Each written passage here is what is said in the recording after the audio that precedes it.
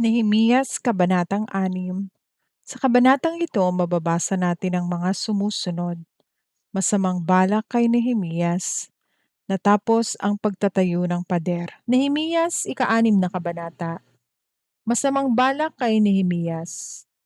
Nabalitaan ni na Sanballat, Tobias at ni Gesem na taga-Arabia, pati ng iba naming mga kaaway, na naitayo ko na ang pader at wala na itong butas, bagaman hindi ko pa nailalagay ang mga pinto nito.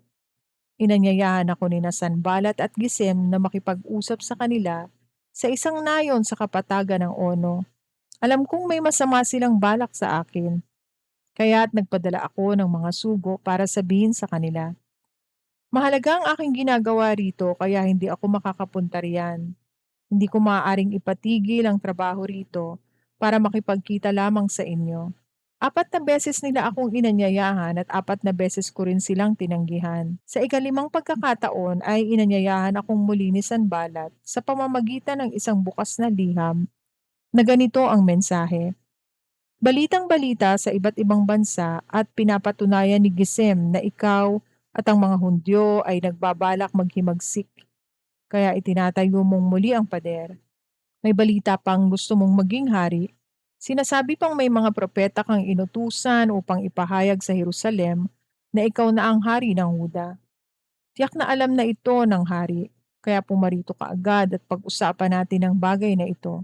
Ito naman ang sagot ko. Walang katotohanan ang mga pinagsasasabi mo. Gawa-gawa mo lamang ang mga iyan. Tinakot nila kami upang itigil ang gawain. Nanalangin ako. O Diyos, palakasin po ninyo ako.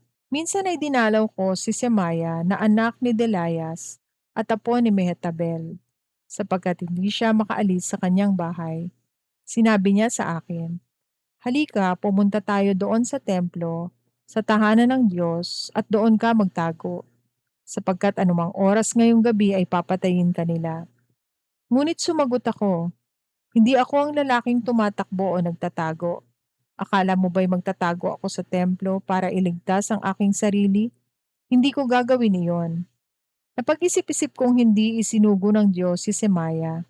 Binayaran lamang siya ni na Sanballat at Tobias upang ako'y bigyan niya ng babala. Sinuhulan lamang nila siya upang takutin ako at itulak sa pagkakasala. Sa ganoong paraan masisira nila ang aking pangalan at ilagay ako sa kahihiyan. Nanalangin ako, O Diyos, parusahan po ninyo sina Tobias at Sanballat sa ginawa nila sa akin. Gayon din po ang gawin ninyo kay Noadias, ang babaeng propeta, at iba pang mga propeta na nagtangkang takutin ako. Natapos ang trabaho. Pagkaraan ng 52 araw na paggawa, natapos ang pader noong ika-25 araw ng ika-6 na buwan. Nang mabalitaan ng aming mga kaaway sa mga bansang nakapaligid, natapos na ang aming trabaho, napahiya sila at napag-isip-isip nilang ito'y nagawa namin dahil sa tulong ng aming Diyos. Nang panahong iyon, nagsusulatan sina Tobias at ang mga pinuno sa Huda. Maraming taga-Huda ang pumanig sa kanya, sapagkat siya'y manugang ng Hudyong si Sekanias na anak ni Ara.